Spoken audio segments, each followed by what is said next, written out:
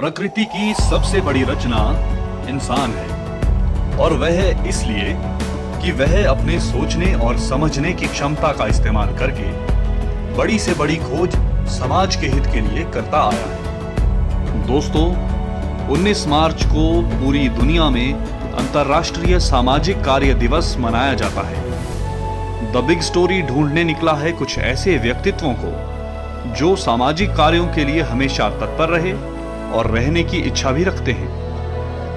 और अपनी इसी खोज के दौरान हम पहुंचे सोलन के सलोगड़ा में, जहां हमारी मुलाकात हुई 91 वर्षीय श्री रतन चंद रोजे से।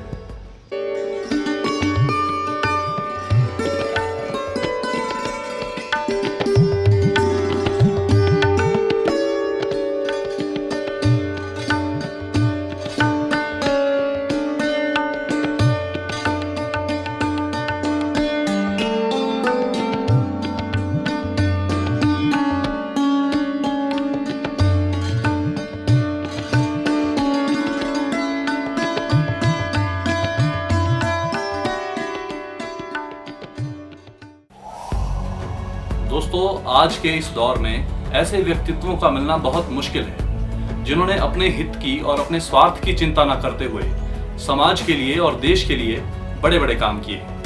ऐसे ही चंद लोगों से द बिग स्टोरी आपको मिलवाने जा रहा है। नमस्कार, मैं अजय भट्टी द बिग स्टोरी की ओर से आप सभी का स्वागत करता हूं।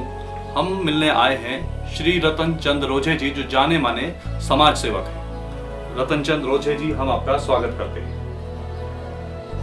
रोजे साहब, अपने परिवार के बारे में हमें बताइए।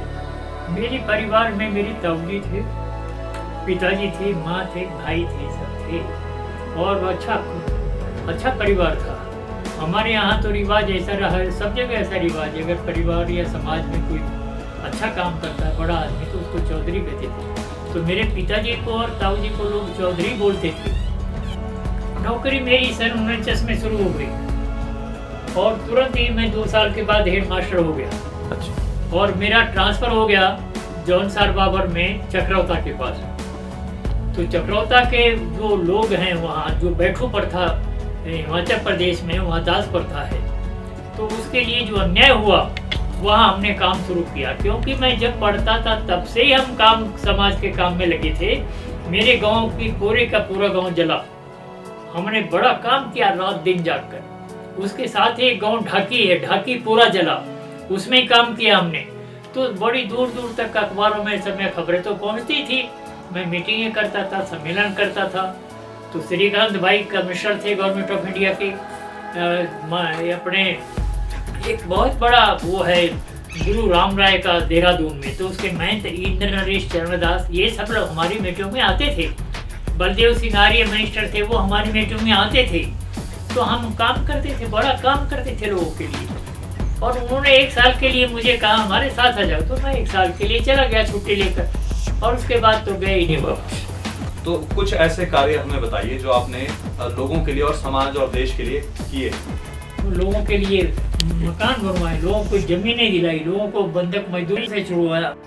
तो मैंने पूछा कि भाई तू कैसा बंधक मजदूर है, क्या बात? कि जी बंधक मजदूर नहीं, हम तो बैठू हैं। बैठू का मतलब क्या हुआ कि ऐसा है जी, मेरे दादा परदादा ने कभी पैसा लिया होगा, पर उसके पैसे के ब्याज में मेरा दादा भी मर गया और मेरा बाप भी मर गया, और मैं भी उस ब्याज में ही काम कर रहा हूँ। मेरा सारा परिवार लगा हुआ, हमारा घर मकान सब उनके पास चला गया। तो हम तो इस तरह के बंधुआ मजदूर हैं, हम घर से बाहर नहीं जा सकते और इधर उधर कुछ काम नहीं कर सकते। और अगर इधर उधर जाते हैं तो हमारी पिटाई भी करते हैं, हमारे बच्चों औरतों की पिटाई भी करते हैं। तो मुझे बड़ा वो हुआ, दुख हुआ कि ये सारा क्या है। पता तो था मुझे पहले से ही, परंतु जब सामने मेरे आया तो मैंने सर्वे कराया। सबसे पहले 120 लोग का सर्वे कराया। अच्छा, वो हमने गवर्नमेंट को भेजा, गवर्नमेंट का जवाब आ गया हमारे पास ऐसा कोई है ही नहीं, कुछ नहीं है। फिर हमने दोबारा सर्वे कराया, उसके बाद भी उन्होंने मना कर दिया। तीसरी बार सर्वे कराया 150 लोगों का, सरकार ने जवाब दे दिया, अरे आप क्यों ऐसे चढ़ के पड़ रहे हैं, यहाँ कोई बंधक मजदूर नहीं है। और मैंने तय किया कि कुछ भी हो इन लोगों को मैंने छुड़ाना है। तो मैंने इसके बाद बंधक मजदूरों को बुलाकर सब कुछ किया, पेपर में आया, सब कुछ हुआ, हल्ला गुल्ला हुआ, बड़ा भारी हल्ला गुल्ला हुआ और हम पर अन्याय भी हुआ, क्योंकि सरकार तो चाहती नहीं थी कि बंधक मजदूर हिमाचल प्रदेश में साबित हो। परंतु मैंने हाई कोर्ट के पास बंधक मजदूर पेश कर दिए और हाई कोर्ट ने फिर कमीशन बिठा दिया। उस कमीशन में मैं भी था। हाई कोर्ट ने 15 मांगे थे 3 महीने में रिपोर्ट देने के लिए। हमने 28 की रिपोर्ट दी और जितने बंधक मजदूर थे, जितनों पर कर्जा था, वो सारा कर्जा माफ हुआ। लोगों को भैंसे मिले, लोगों को गाय मिले, लोगों को बकरियां मिले, लोगों का कर्जा माफ होने के बाद बाहर आने जाने के साधन मिले। तो हमें ये संतोष है कि हमने गरीब मुकेली काम किया। बंधक मजदूर हमने हिमाचल प्रदेश में छुड़वा दिए। अगर आज भी कोई बंधक मजदूर है तो सरकार उसकी कार्रवाई करे। रोजे जी, हम जानते हैं कि उस वक्त में जो जाति प्रथा बहुत चरम पर थी और उस वक्त मंदिरों में हरिजनों का जाना भी मना, तो उन लोगों के लिए, उन हरिजनों के लिए भी आपने काफी काम किए, मंदिर खुलवाए, तो इसके बारे में थोड़ा विस्तार से। मैंने जब देखा कि हरिजनों को मंदिर में नहीं जाने देते हैं, तो उसके लिए मैंने अपने आप तय किया कि मैं मंदिर हरिजनों के लिए खुलवाऊंगा। पावटा में एक दही का मंदिर है, राजा साहब की बेटी का बना हुआ। तो वहाँ देवी नगर एक गांव है, वो जल गया था पहले, उसको हमने बनाया, ऊपर जला वो भी हमने बनाया। परंतु वहाँ के दलितों ने मुझे कहा, जी हमारा मंदिर है, हम इस मंदिर में नहीं जा सकते। हाँ, दही के मंदिर में उन्होंने, देवी नगर के लोगों ने कहा, जी हमें दर्शन पूजन नहीं करने देते। तो मैंने वहाँ के पुजारी से बात की, उसने कहा, साहब हमारा धर्म भ्रष्ट करेंगे आप, हमारा मंदिर ध्वस्त हो जाएगा, ये तो रानी का मंदिर है, राजा का, राज परिवार का मंदिर है। कोई बात नहीं, हमने उसे 2-3 बार कोशिश की, वो नहीं माना। हम जुलूस लेकर वहाँ जाते थे। तो योगी हरिजन सेव संघ के अध्यक्ष थे, मैंने उनको लिखा तो उन्होंने एक वहाँ से पार्टी भेजी, भजन मंडली भेजी। तो हम जुलूस बनाकर मंदिर में गए। तो मंदिर के जो पुजारी थे, उसने कहा, देखो मंदिर में दर्शन नहीं दे करने दूंगा, चाहे कुछ भी हो जाए, और एक शर्त है, शास्त्रार्थ आप करें, शास्त्रार्थ में अगर मैं हारा तो मंदिर खुलेगा, अगर आप हारे तो मंदिर नहीं खुलेगा। कोई बात नहीं। उन्होंने मेरे से 15-20 सवाल किए, मैंने उसके जवाब दिए और जवाब देने के बाद फिर मैंने कहा, पुजारी जी अब मेरा सवाल है कि हाँ आप करिए। तो जो भजन मंडली थी नीचे बैठी हुई और जो वहाँ दलित लोग बैठे हुए थे, पूरे लोग बैठे हुए थे, लोग भी देखने के लिए आए हुए थे, मैंने उसको कहा भजन मंडली को कि वो जरा रघुपति राघव राजा राम शुरू तो करो। उन्होंने जो गाना शुरू किया और सबने गाना शुरू किया, मैंने कहा, पंडित जी ये मंदिर रघुपति का है और ये बोल रहे हैं रघुपति राघव राजा राम पतित पावन सीताराम, ये तो पतितों को पावन करने वाला मंदिर है, आप रोकने वाले कौन होते हैं? मैंने चढ़ा दिया। इस तरह के कई मंदिरों में हुआ। एक बार क्या हुआ, हमारी एक पार्टी चली पावटा तहसील के बहुत सारे मंदिरों में जाने के लिए। तो वहाँ के लोगों ने कहा, सिलाई के लोगों ने, अरे जाओ पहले सरहन का मंदिर खुलवाओ। सरहन एक जगह बड़ा फेमस मंदिर है कि अगर वो मंदिर खुलता है तो हम मंदिर खोलेंगे। और वो पार्टी, हमारी पार्टी के 7-8 लोग गए, पैदल गए वो सरहन तक। और वहाँ पंडित संतराम थे उसके पुजारी। मैंने पंडित संतराम को चिट्ठी लिखी, आप ताजो करोगे, पंडित संतराम ने हमारे कार्यकर्ताओं को जो मंदिर के लिए गए थे, मंदिर का स्टेट गेस्ट जिसको कहते हैं, वो बनाया और उसकी रक्षा की, मंदिर में दर्शन पूजा। उसी समय सिलाई के लोग वहाँ पहुंचे हुए थे, उन्होंने देखा तो खुल गया। तब मंदिर बहुत सारे खुलवाए, बहुत सारे झगड़े भी हुए, कई जगह परेशानियां भी हुई। रोजे साहब, हमने सुना है कि आपने सिर्फ जिले में नहीं बल्कि पूरे प्रदेश से बाहर भी बंधुआ मजदूरों के लिए काम किया है। हाँ, हरियाणा में किया है और हिमाचल में किया है, उत्तर प्रदेश में किया है और बहुत सारे प्रदेशों में किया।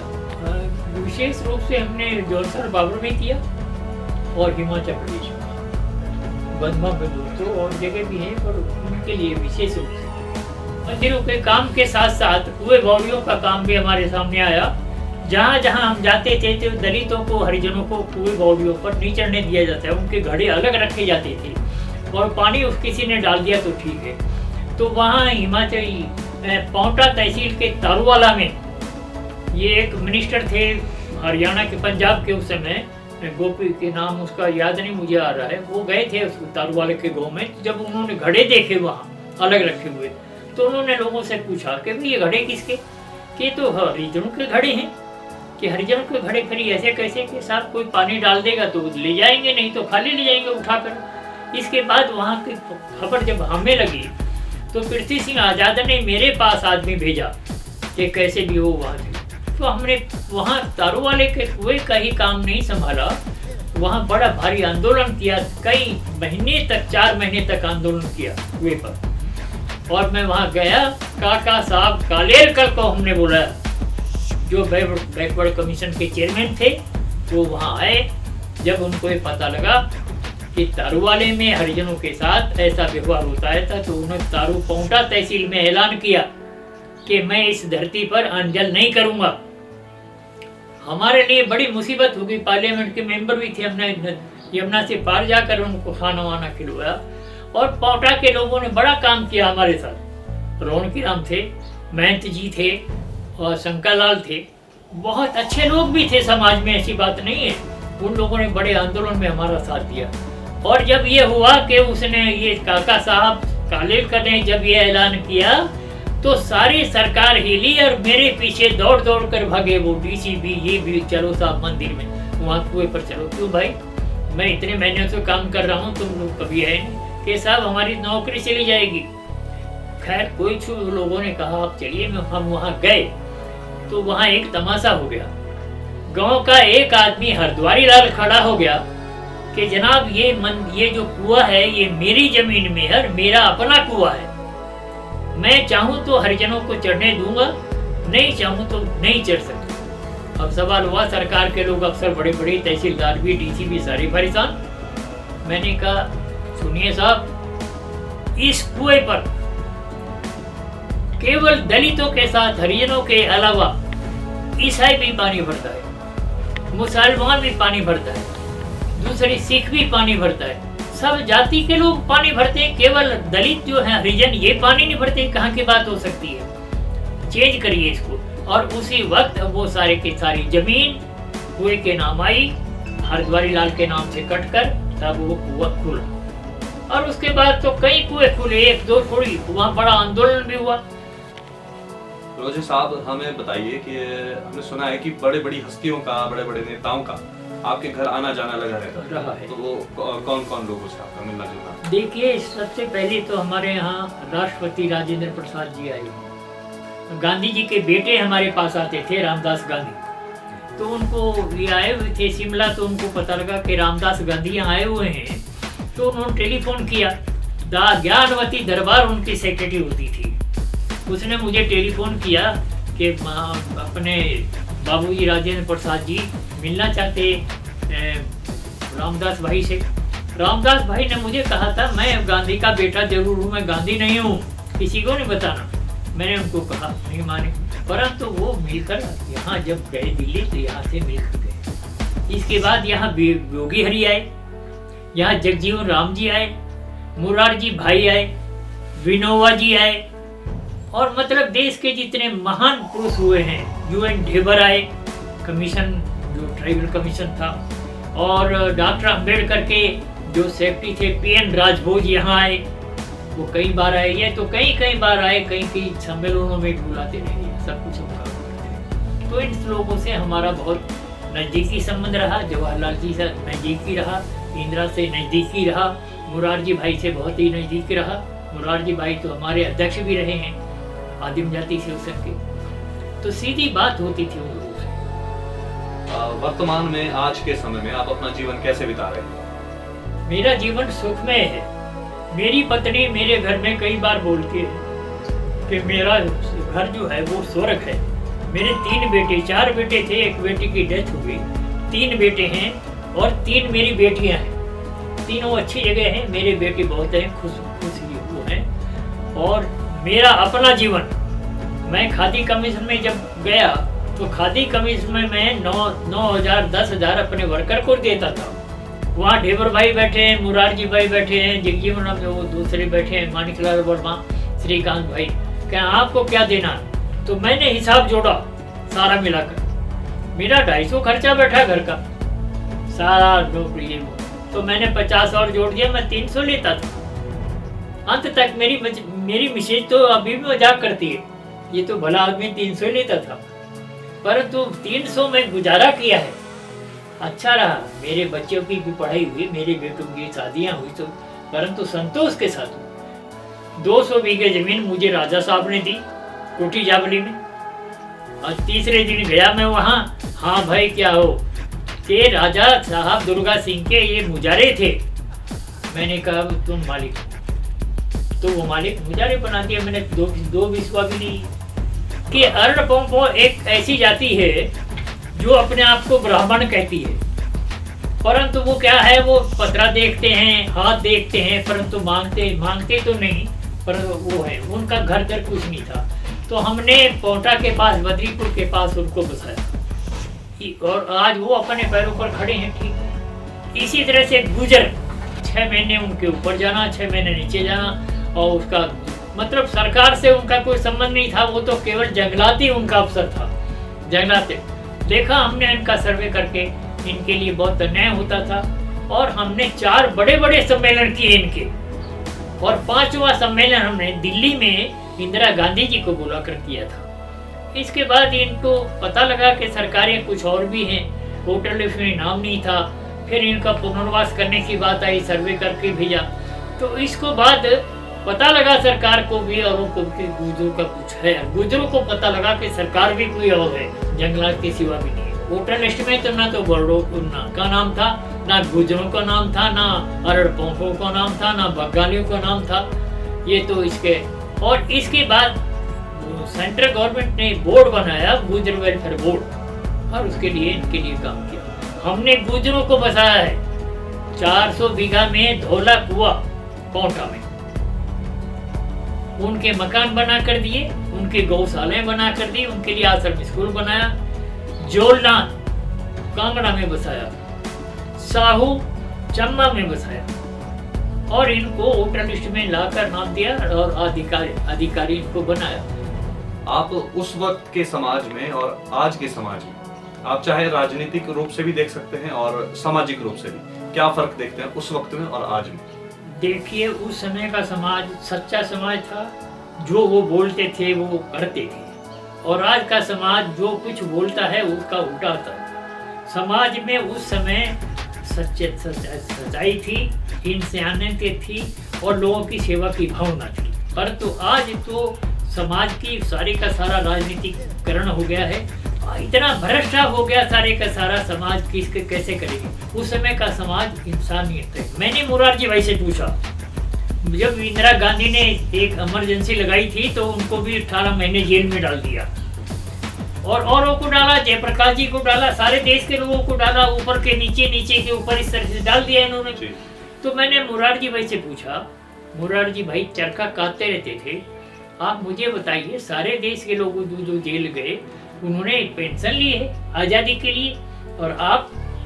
तो मुझे जब चरखा काटते हुए बोलते, अरे हम आज़ादी की लड़ाई में इसलिए थोड़ी गए थे कि हमको पेंशन मिलेगी, मैं तो कंडक्टर था।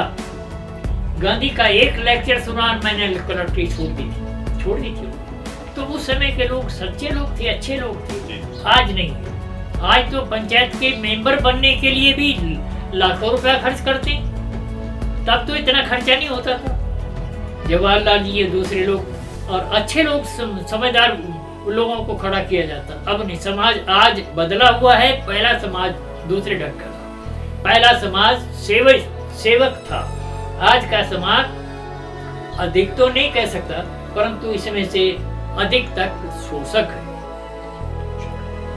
अंत में हम आपसे इतना जानना चाहते हैं कि जो आप आज के लोगों के लिए, आज की पीढ़ी के लिए उनको कुछ क्या संदेश देना चाहते हैं? जब आजादी की लड़ाई लड़ी थी तो उस समय भी देश के युवाओं ने काम किया था। मैं था स्कूल में, जब हम पढ़ते थे तो हम एक नारा लगाते थे, हल्ला करते थे, जुलूस निकालते थे, उठ जाग मुसाफिर भोर भया, अब रैन कहाँ जो सोवत है, जो सोवत है सो खोत। आजादी की लड़ाई थी और देश के नौजवानों ने उसमें आहुतियां दी।